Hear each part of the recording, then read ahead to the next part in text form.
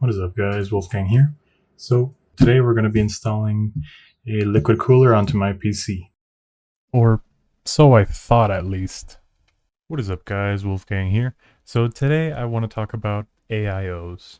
Now, AIO stands for all-in-one. This refers to water cooling. It basically means that the pump, the tubes, the radiator are all in one single piece. That way you don't have to, connect the tubes yourself, which makes it easier for someone who's lazy like me. And so to improve your cooling in comparison to something like a smaller air cooler. Although they are quote unquote better, they're more flexible, let's say. They're not always the best option. First of all, thank you very much for getting me up to 128 subscribers. For some reason I want to celebrate the binary, storage sizes for subscribers, but thank you guys very much for getting me to this point. I've truly enjoyed making YouTube videos, and well, it's very encouraging. So back to the subject. I have a Dan A4H2O, which you can see on screen right now. It's my computer case of choice. It is a mini ITX case, which means that, well, fitting stuff inside there is a bit complicated. Now, it does have a 55mm CPU cooler clearance, which is very small to say the least. But, well, there's a fairly decent amount of CPU coolers you can use, and it also supports a 240mm AIO. However, although it does sound really positive that it supports an AIO, well, let's just say it's not the best case for it, at least from my testing and my experience. Now then, I already mentioned the case. Now the AIO I decided to buy is an Asus ROG Strix LC2 240mm, and instead of using the stock fans, I decided to use two Noctua 120mm fans. That way it would be quieter and will still be pretty good. And of course I did use the correct fans for AIOs, which have a bit more static pressure and not the normal case fan ones. The installation was not too much of a hassle. I did make it more complicated than it should have been, as for this case, there is one screw on the bottom left for the motherboard that is hard to remove. In my case, I am able to. However, I've seen several YouTubers not being able to screw that in. What I had to do is basically remove some of the covers on the motherboard, VRMs and so on and so forth, even the one on the SSD. That way I could reach the screw and, well, screw it in or screw it out. And, well, what I did not think about, what I did not realize, is that this case you can also remove the backplate from the back of the case where the GPU section is the sandwich layout. All you had to do was unscrew the riser, and then you could, do the whole process from back there instead of having to remove something like 23 screws from the motherboard and case, which truly was a mess. And it even took me a bit to reinstall all the screws, as I did mix up a few of them. But, well, in the end it worked out. After installing it, I wanted to do some testing, right? So by default, it was on max fan speed, which was, well, extremely loud. And I do have an audio sample while gaming in a bit, I'll show you. But doing pretty much idle, just being on the browser, which is what I most do on my computer, just researching stuff, watching videos. On the browser, I was at 57 degrees Celsius with a 5600X processor, which, well, to be honest, sounds really high. It's getting into like a laptop territory in my opinion, which was, well, more than I expected from an AIO. And, well, it was still pretty loud. And so after doing some adjusting with the fans to get the noise levels down a bit, it was still pretty loud. And, well, the temperatures I was still not satisfied with. And so what I decided to do was to remove the AIO and place the Noctua L9A, this has been my cooler of choice since the beginning, as well. It's fairly small. Noctua is known for silent fans, and, well, I saw it had AM4 compatibility, 37mm, so it fit in the case easily. And I also bought the foam things that Noctua sells. I believe it's the ND1. And so I decided, let's give it a shot. Let's measure the temperatures and see the noise level to see if I preferred it or if something was going wrong. So I installed this cooler, and believe it or not, this small 37mm cooler was able to cool my 5600X better than an AIO at a quieter noise level. Yes, you heard that right. The AIO, even using two Noctua fans, was louder than this small 90mm fan. Now the pump sound did annoy me at the beginning, but it left pretty quickly on the AIO. But well, the fans for some reason would still spin up more than I thought they should. So I did the exact same fan adjustment. I did the exact same fan adjustment on this one. And now, well, one thing to note is that this fan can go down to 14% of fan activity. And from my testing, the Noctuas, the 120mm ones, could only go down to 60%. So that could have influenced a bit of the results. However, what really shocks me about comparing this air cooler specifically, such a small air cooler, to a 240mm AIO, is that it was 6 degrees cooler and quieter. And that's just insane in my opinion. And not only those two advantages, but it's also easier to work with, as it's just not interrupting the power supply as you have to do when installing the AIO. And well, this is just so much smaller. It looks so much nicer in the case, in my opinion, as there's no tubes coming out of it and then, disappearing and annoying other parts of the system, making it difficult to maintain.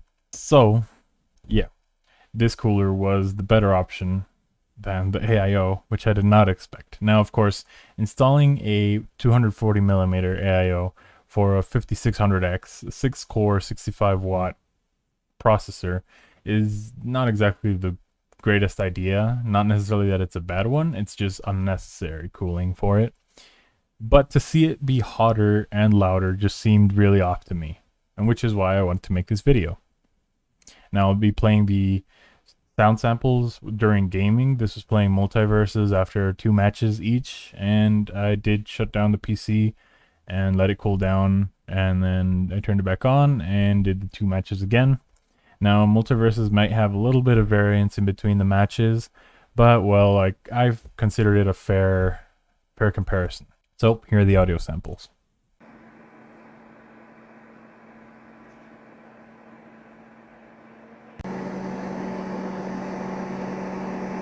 Now then, as far as price goes, this is another reason why the Noctua wins. So this is the AIO I bought. It's a pretty nice AIO, I'd say. I bought it without the RGB fans, but it looks cooler with them, I gotta say, at least for the video. So, I did everything correctly. I switched out the bracket for AM4. I installed the fans with washers and so on and so forth. I connected the correct fan connectors into the motherboard. And well, still, it was louder.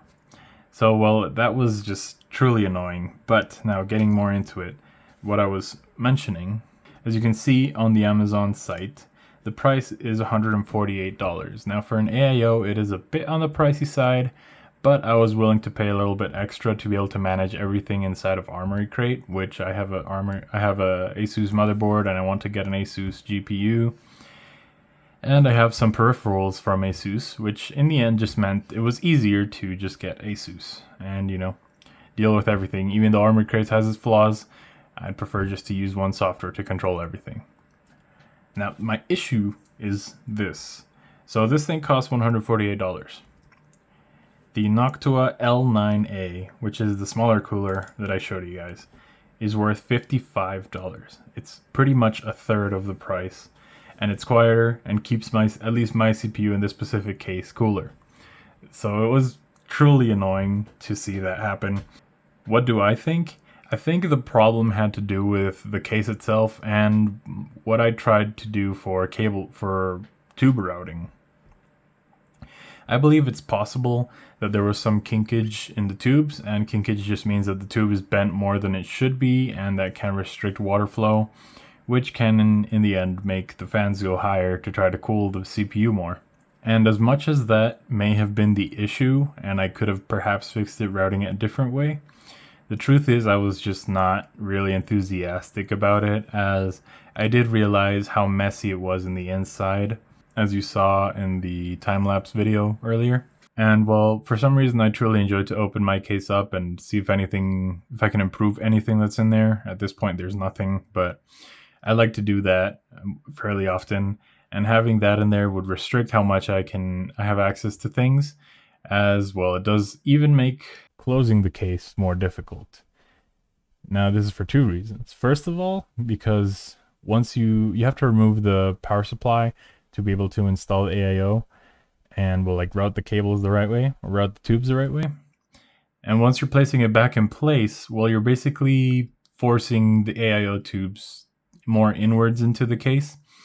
And well, the tubes are forcing the PSU out of the case basically, which to screw in the PSU does not feel the best. It's pretty tight and you got to force it in there.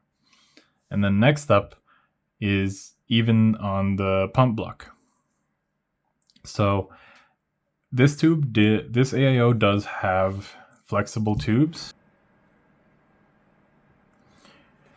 So it does have flexible tubes, but well, with the AM4 bracket specifically and the screws that they give you, the screws protrude quite a lot upwards, which means that they're not as flexible as I'd like, especially for a small form factor case. And so it would end up bulging out the case wall, I guess you'd say. It would bulge it out just a bit, and it doesn't really worry me in the long term, as I do have a metal case. It's not a big deal, and you can force the tubes in, and eventually it would probably mold into the space that it has. But all of the issues together, it just got so annoying and not worth the effort, or not worth like keeping it. Not worth the $150 extra I paid realistically, because I already had the L9A. So I ended up just keeping the L9A installed, as well it's quieter, it keeps my CPU cooler somehow, and well, it does mean that there's less failure points, as basically at this point only the fan could fail. And in AIO, the pump can fail, the radiator can fail, the tubes can fail, etc. So it's just a lot of variables that just got annoying altogether. Yes, you read the title correctly. AIOs are not as good as you think. It will depend on your case, it will depend on your specific routing, it will depend on several variables. It will depend on your fans, it will depend on the pump they use, it will depend on the radiator itself, and it's just very complicated. And well, what I want to say is, don't fall into the trap that AIOs are the best cooling for a processor. It is better in certain cases, pun intended, but not always. Keep that in mind when you buy an AIO, especially in small form factor cases, as it won't always fit and it could give you issues. Thank you very much for watching, guys. You guys know what to do down below, and well, if you have any questions, leave them in the comment section and I'll do my best to answer them. Thank you very much for watching, guys. Have a great day.